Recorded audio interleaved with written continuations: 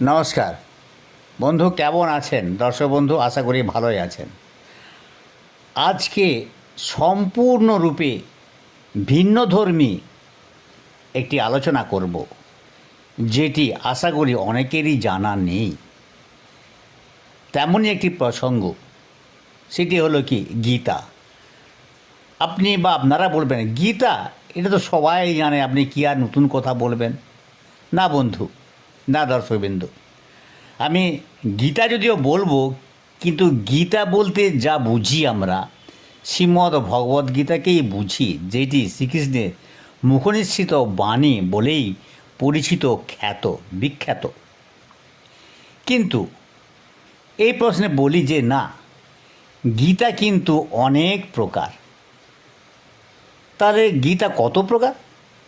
কেনই বা এত ভেদ? না, এই সব প্রশ্নের উত্তর খুঁজতে গেলে আমি একটাই কথা আপনাদেরকে প্রথমে বলবো, যে প্রফেসর একেএম চ্যানেলের পক্ষ থেকে আপনাদেরকে নমস্কার, ধন্যবাদ জ্ঞাপন করে মূল পর্বে চলে যাচ্ছি। সেটি হচ্ছে গীতার ভেদ। এত ভেদ কি করে হলো? না, আমরা জানি শ্রীমদ্ ভগবদ গীতা মহাভারতের ভীষ্ম পর্বে 25তম অধ্যায় থেকে 42তম অধ্যায় পর্যন্ত বিস্তৃত। আর অন্যান্য গীতাগুলিও মহাভারত থেকে অনেক নেওয়া হয়েছে।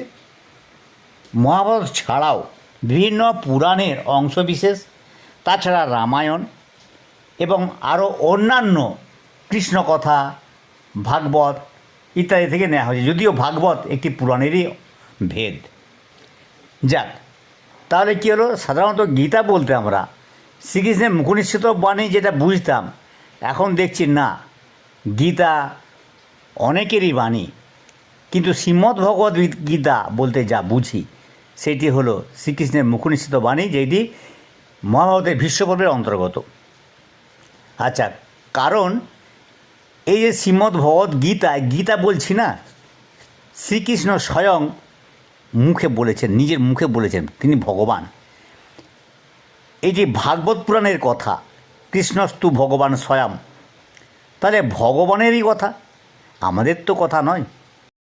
ভগবানের কথা ভগবান এত সুন্দরভাবে ব্যক্ত করেছেন, যেটি গীত হয়েছে, তাই হলো গীতা। কিন্তু গীতার প্রকৃত অর্থ হলো গুরু শিষ্যের উপদেশ ছলে আত্মবিদ্যার জীবনলব্ধ দিব্যজ্ঞানের প্রসারণ। যেমন শ্রীমদ্ ভগবদ্গীতা সর্বজনপূজ্য, তেমনি হিন্দু শাস্ত্রে আরও প্রচুর গীতা আছে, যথা শিবগীতা, রামগীতা প্রভৃতি। আমি এইসব গীতার পরিচয় অবশ্যই দেব। এগুলির প্রামাণ্য সম্পর্কে বলি। শঙ্করাচার্য যদিও এইসব গীতার ভাষ্য রচনা করেননি, কিন্তু তিনি তার শারীরক ভাষ্যে নানা স্থানে বিভিন্ন গীতা ও গীতা সকল এরূপ পদের অবতারণা করেছেন। বিশ্ববিখ্যাত ম্যাক্স মুলার বলেন, বেদ হিন্দু ধর্মের গৌরব, বেদ হিন্দুর গৌরবজনক, অকৃত্রিম।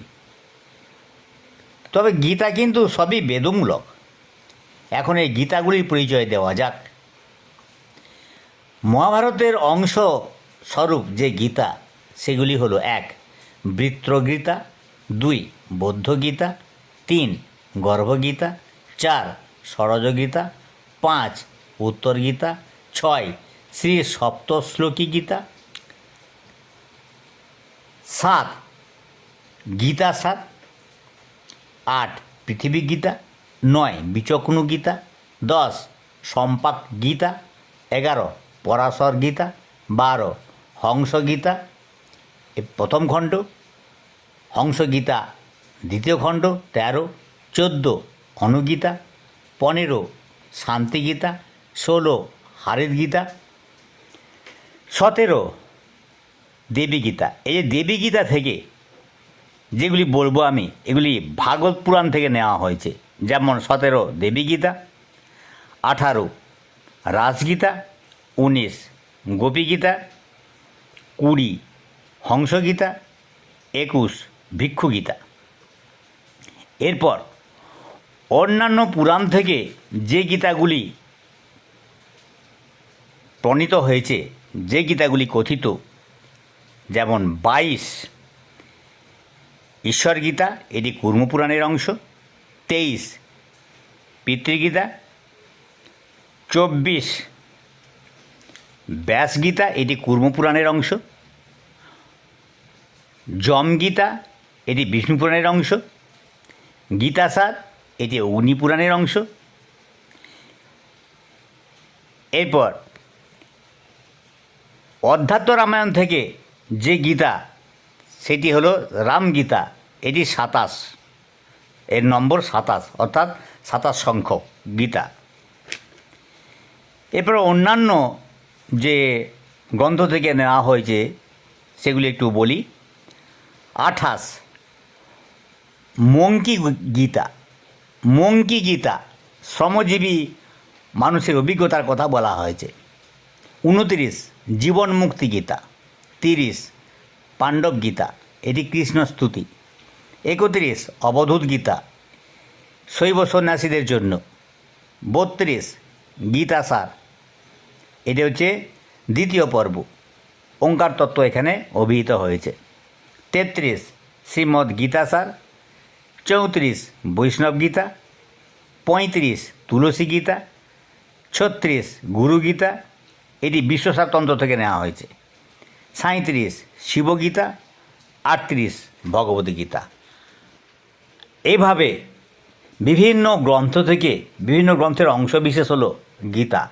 তার মানে শ্রীমদ্ ভগবদ্গীতা একমাত্র গীতা তা কিন্তু নয়, গীতা এরকম অনেক পাওয়া যায়। ভিডিওটি কেমন লাগলো? যদি ভালো লাগে তাহলে চ্যানেলটি সাবস্ক্রাইব করুন, আর পাশে থাকা বেল আইকনটি আপনি প্রেস করুন। লাইক করতে পারেন, শেয়ারও করতে পারেন। আরও যদি কিছু জানার থাকে তাহলে কমেন্টস বক্সে জানান। ধন্যবাদ।